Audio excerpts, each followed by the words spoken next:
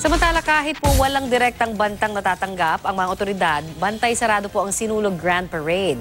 Mas iniksian na rin po ang ruta ng parada para sa seguridad. Balitang hatid ni Ian Cruz.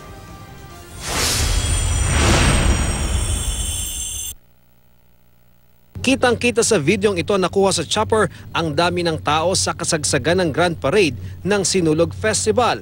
Magkasama ang PNP Region 7 at Central Command ng AFP sa nasabing aerial survey ng parada. Ang Cebu City Sports Center, pati na ang bahagi ng ruta, maagang ininspeksyon ng mga otoridad para matiyak na ligtas ang lahat. Ang lahat ng senaryo pinaghandaan daw ng mga otoridad. Nagkaroon tayo ng simulation exercises. Kung may mga untoward incidents na, like for example, bombing, o fire, o even natural disaster, kinonsider natin yun. Kung magkaroon naman ng ganon, ay naghanda yung mga lahat ng agencies. Humingi rin ng dagdag na pangunawa si Talino sa lahat ng apektado ng signal shutdown ng cellphones. Kailangan daw magsakripisyo para sa seguridad bagamat wala silang na-monitor na direktang banta. Sabi naman ni Ricky Ballesteros na Executive Director ng Sinulog Foundation, mas maiksi ang ruta ng parada ngayong taon.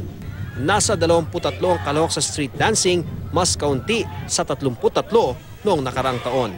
We have to shorten the parade, shorten the road also, para pag by 6 o'clock wala nang mga participants along the parade road and the party continues.